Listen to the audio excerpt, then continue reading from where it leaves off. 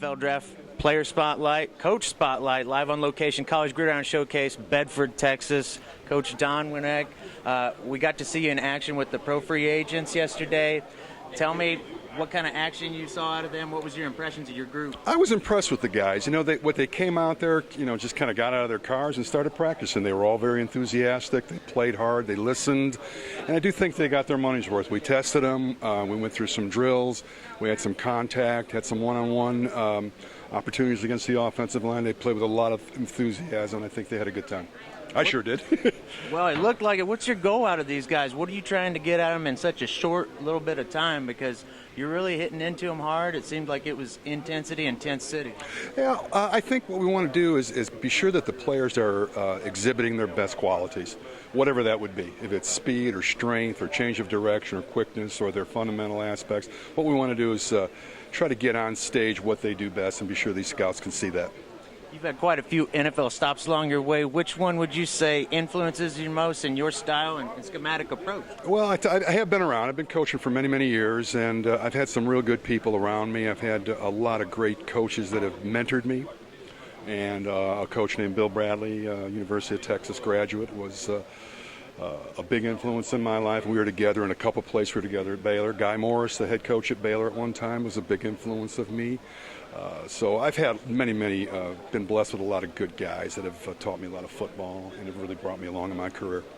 What's one of your favorite success stories, a kid you've brought along a long way, seen him adapt and grow and succeed because of your tutelage? Well, I didn't have a whole lot to do with it, but I got to tell you, Ishaq Williams, who was here at this combine last year, the young man from Notre Dame who's now with the Giants, he was a tremendous story. Here he had problems at Notre Dame and got caught into a little bit of an academic situation, got kicked off the team, had no football for 2 years, came to our facility here, came to this event. And I worked with him a little bit, but really, truly, I don't know how much influence I had him other than just kind of, again, having him demonstrate to the scouts what he could do best. This is a young man that hadn't played in 2 years.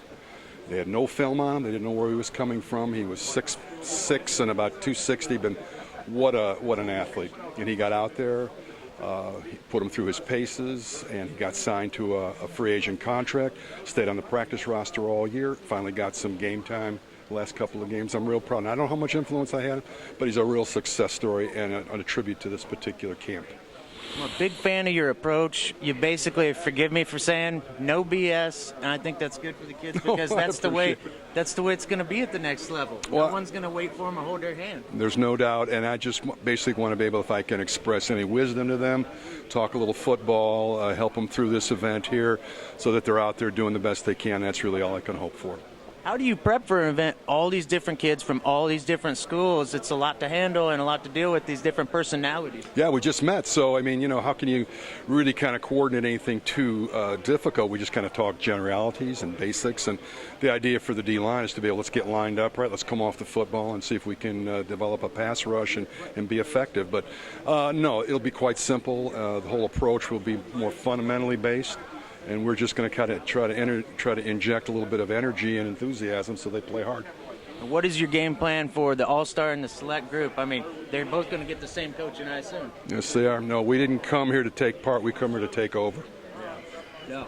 And that's what this event's all about. How excited are you to kind of get the best out of some of your positional players and showcase what they've got going? Because a lot of these guys wouldn't otherwise get the opportunity or the platform. Right, we're looking forward to it. No, I've got a variety of things to do. We're gonna drill. We're gonna go some one-on-ones. We're gonna do some group things, and on Wednesday we're gonna scrimmage. So they're gonna get a full gamut of practice and situations here.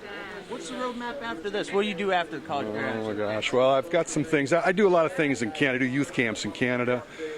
Which I'm fortunate to do during the summer, but I like to travel and ride during the summertime and the springtime. I do spend time in Arizona during the winter, but I'm looking for a job, and certainly I have a lot of capabilities and willing to do that again. So I'm still hungry. I would assume people would be reaching out to you for some mentorship, some guidance. Well, I would hope so. I would hope so. I've been very fortunate in my coaching career. So if it's the time that something's going to come along and it's going to be the right thing, then it's going to happen. If not, I'm happy staying semi-retired at the most point and working in events like this and in my youth camps all across Canada and the U.S. Well, the showcase is honored and privileged to have you, Coach. I thank you so much. I appreciate being. I'm very happy to be here. Thank you once again. Looking forward to the week, Coach. You betcha. Thank you.